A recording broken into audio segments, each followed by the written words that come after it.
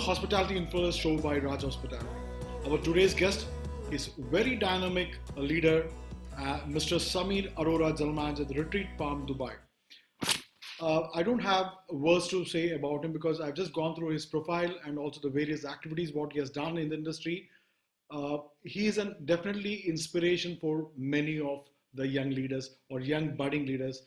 I'm sure it's going to be very different today to hear Mr. Samirji. Welcome to the show, Samirji. Thank you. Thanks for having me.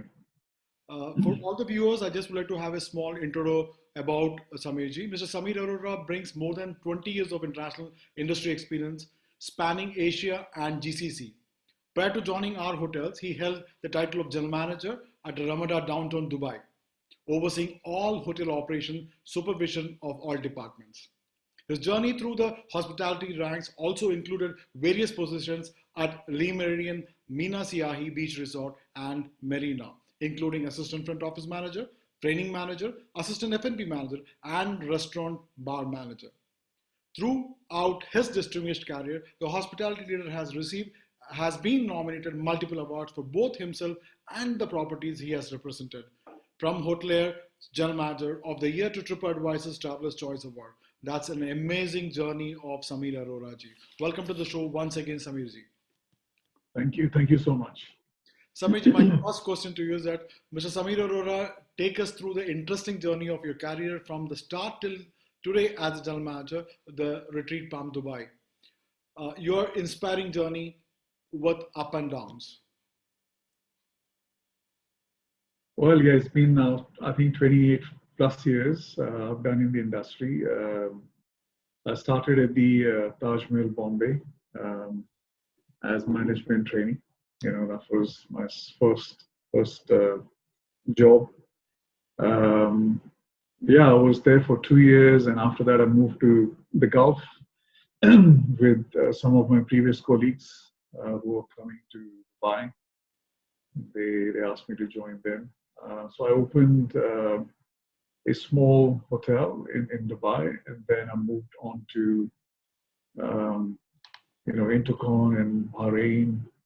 Then came on to Royal Meridian, which was previously Forte Grand Abu Dhabi. Okay. Those were all rank and file positions. From there, I moved to Meridian Mina Siahi as a pre-opening property. So I held many positions, as you mentioned in the introduction. From there, I moved on to RAJ Hospitality, which also houses the tallest building in the world. You know, same location as downtown, Dubai downtown. Okay. Opened 2 hotels as front office manager, then moved on to the executive assistant manager for rooms, then progressed to resident manager, and then the general manager, and then moved to Ramada Downtown, which is in the same vicinity.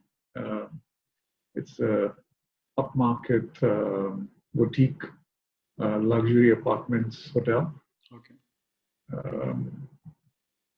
Yeah, from there I moved on to another sister property, which was Ramada in JBR. I'm sure you understand JBR in Dubai. Okay. From there, I moved on to open this property in Gallery by Sofitel on the Palm. So yeah, it's been great 28, 30 years in the industry. Very exciting. I don't regret one moment of it. I just live and breathe this industry. I enjoy it. It's very challenging, very, you learn everything. You learn something new every day. You see new things, yeah, and the best part is, you get to meet different people. You work with different nationalities. So currently we have over 40 nationalities in the hotel. So you get to know different cultures, different nationalities, different, parts of the world. So yeah, it's amazing. Super. Yeah, that's a little bit about me.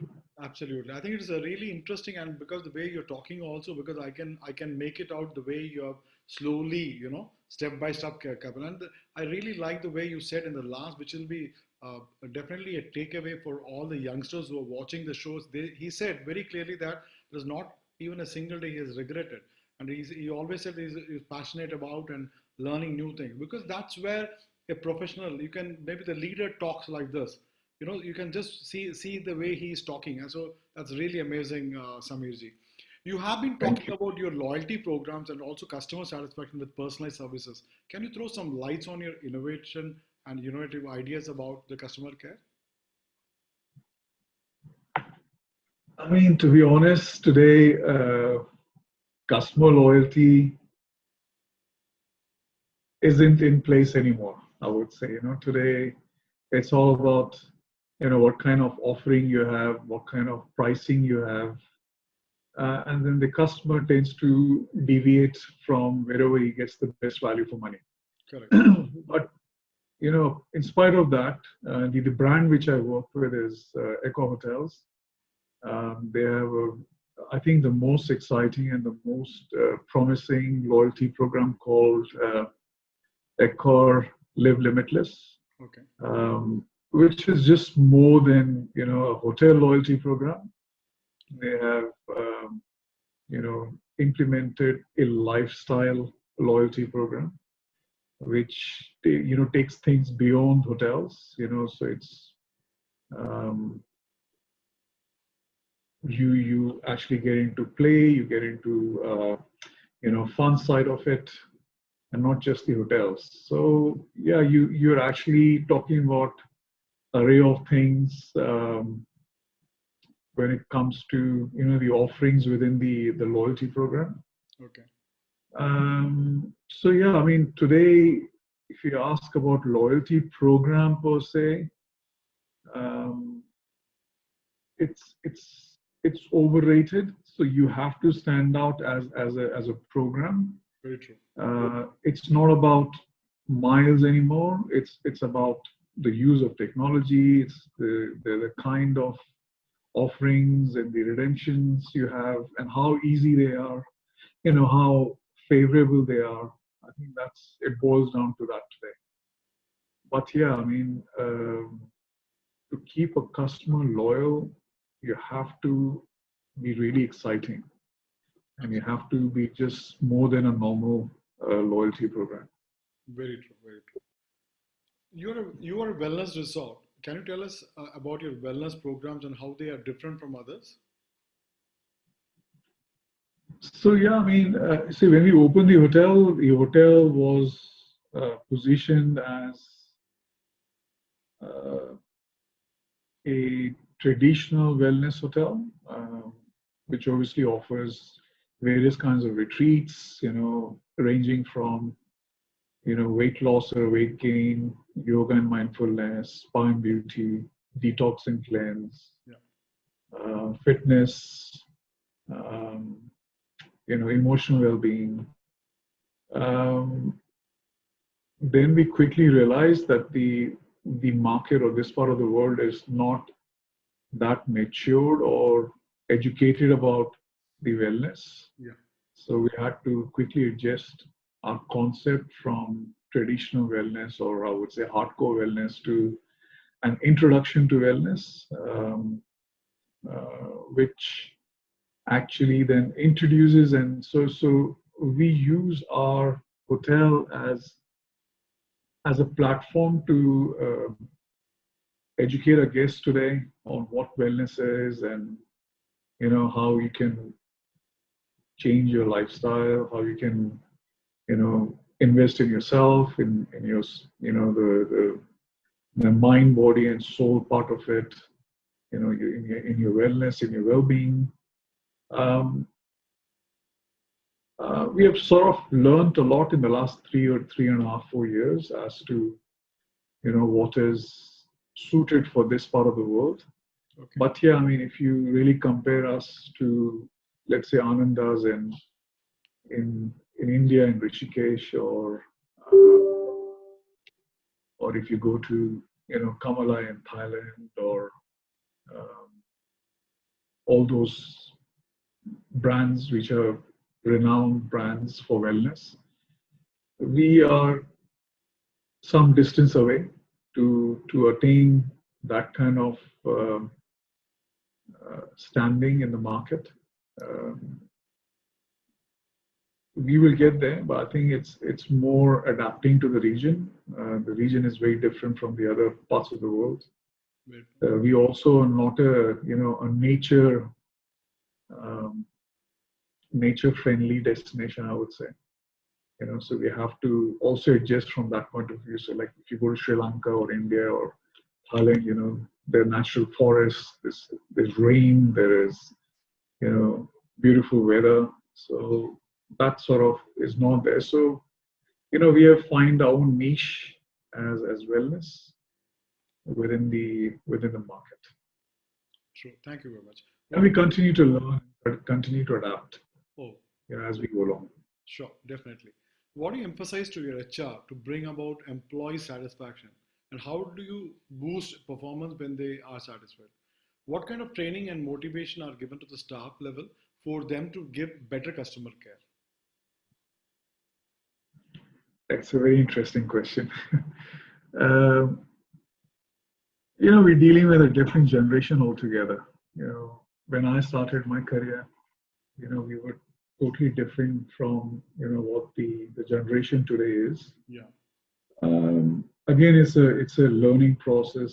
How you interact with this generation, how you keep them motivated.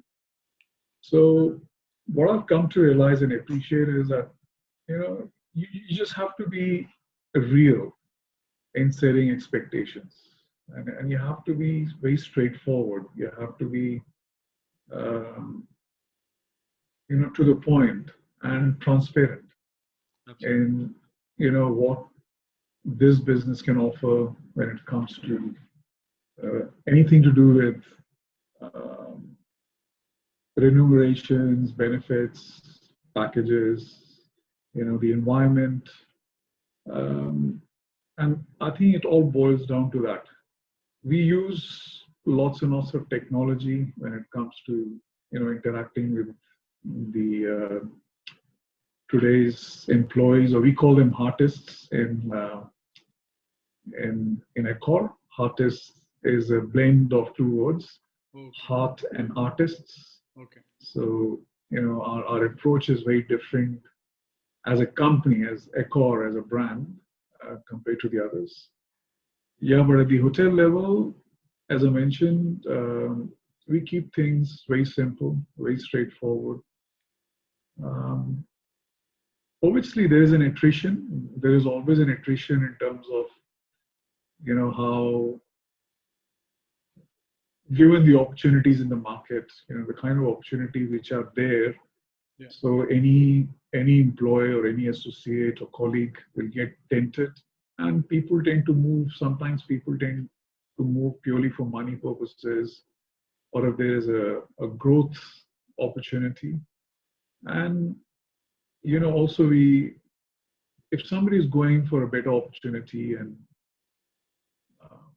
better position, we don't stop them. We don't. We let them, because that is what we take pride at. That we have groomed you to a level where you're able to move to the next position. So we also take pride in that. It's you're contributing to the industry, not just for the hotel. Correct. But yeah, if you ask me what is the attrition rate, the attrition rate is a little below than the market. Whatever the industry benchmark is today.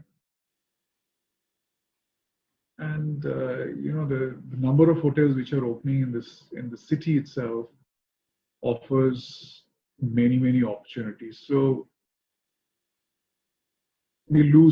sometimes we lose good people, but overall, yeah, we tend to retain them through succession planning. So we have a very sound succession planning. We have good development programs within the hotel and within the brand, which we put people through.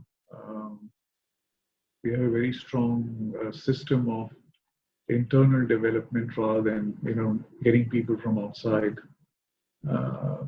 which I think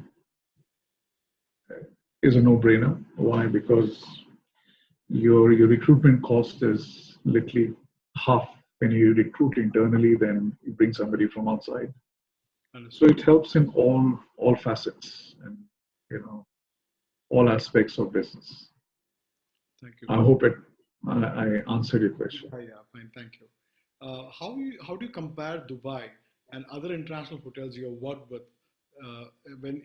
Have you worked with Indian hotels also? As you said that. What is the difference you have seen in India and the international hotels when you work? To be honest, I only worked for 2 years, or I did my industrial training in those days when I was in college.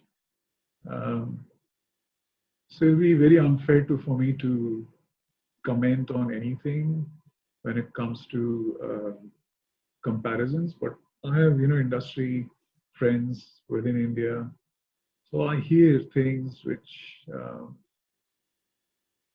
So when it comes to service levels, I think if I compare a standard 5-star hotel or luxury 5-star hotel to ours in Dubai, Asia has very high standards as service standards, I would say. And I don't know what is the attrition rate or what is the turnover of employees or associates within the Indian hotels, but I think it tends to be longer compared to the Middle East, and that plays in a very important role. It is also to do with the mindset. I think Asian cultures are natural, hospitable people. Hospitality comes naturally to them. So I think that sort of is the biggest difference, I would say, when it comes to service standards or service delivery within the hotels. As I mentioned, we have 40 nationalities. So for us to bring 40 nationalities together and at the same time keep them, within the hotel is the biggest challenge. Which is not the case in Indian hotels. Indian hotels, you predominantly are dealing with one or two nationalities. You understand the mindset. It's easier to, align thinking and the standards when it comes to the service delivery. So that is from the service point of view, and every country is different. So India has got its own set of challenges. I think it's unions. If there are unions, then all those things. But that is not the issue in this part of the world. It's very straightforward. So we don't have those kind of challenges in this part of the world. So yeah, I mean, hospitality at the end of the day, the service culture will always be the same, regardless of where you go in any part of the world. Is the same, isn't it? So apart from that, I mean, I see, when I go to Asia, when I go to Thailand or Indonesia or India or Sri Lanka or Philippines, I've been to all these destinations, and I see because of the retention, I think you are able to retain your staff. So your service standards and service delivery is much more profound and much more established and embedded, compared to this part of the world where there's such a high staff turnover. So you're not able to embed that service culture. And that's the only, I would say, a major difference when it comes to the two hotels into two parts. Thank you. Is a hidden entrepreneur in you? After a few years, if you would like to start a business, and what will be your choice of Oh my God, that's yeah. I mean, as a hospitality professional, you'll always like to contribute further to the industry as you near your, you know, end years or retirement or whatever you call it. But yeah, when I retire, then I would like to probably have my own B&B. I mean, that's what that? uh, Do you think you will that's retire? what I don't know. So far, I don't even think about retirement, Yeah, but absolutely. as and when. But at some point of on some point in time, I would like to have my own Airbnb. I think that's what, and Airbnb together with technology. So So, so can you suggest what today's hospitality education should focus on? What improvements can be made in the syllabus for better outcome? I think as an industry or as an education, I think we need to make our education, especially in India or many parts of the world, we need to groom people who are employable. So I see many colleges, many schools in India and elsewhere, which is, I mean, which is sad to say, it's a money making program, but the people we groom out of those institutes and the schools, most of them are not employable. So the only way to tackle that is to collaborate with the industry and with the hotels, with the hotel chains, with the brands, where we keep aligning our syllabus, our the trainings and everything, in line and in tune with what the industry requires. I think that's where the biggest gap is. If I speak to the interns which we get from India, um, the level they have and the kind of understanding they have about the industry and uh, hotels is very shallow. You need to raise their thinking. You need to raise their skills, and they should be uh, more in sync with what the industry requires today. And that's where you know the industry has to work at all levels, whether it's the education, whether it's the schools, whether it's the at the government level, at the industry level, the industry associations, all those at those levels. And I think there needs to be a total overall of what is required in our schools today. The kind of graduates we produce, the kind of professionals we produce. Agree with you, sir. What are your extracurricular activities or hobbies when you do get a free time to chill? Do you have any kind of extracurricular activity? Love to have sports or anything like that? Um, in my new role, I'm actually handling 3 hotels now, so sometimes you're short of time. Yeah. But then, what I tend to do is at least keep myself fit. And the way I do that is, again, lots and lots of cardiovascular, lots and lots of gym. Very good. So that's how I keep my stress levels down. And I have a family, I have my son. I keep myself very busy with him. Apart from that, yeah, I like to attend. So I study a lot on the side. Today, as we speak, I'm doing certain courses from eCornell. So I keep my understanding and my education up to speed as to what the industry has to offer. And what the expectations are. Sure. Yeah, I think apart from the usual extracurricular activities in terms of, diverting from work, deviating from work, I spend a lot of time studying. This is where I invest. I keep investing, because I like to keep myself up to speed and up to date with what the industry has to offer, or what the industry requires, actually. Thank you. Thank you. I think it was very interesting to have you with us on today's show. Thank you very Thank much, you. because I know that you're a very busy person. We're trying to get you last 2 weeks, but not last 2 weeks. I will say last 2 or 3 months I was trying to catch you up. But Oh no, yes, sorry for that. I mean, I'm really happy that I could finally make it with you, and that's a really big pleasure for me.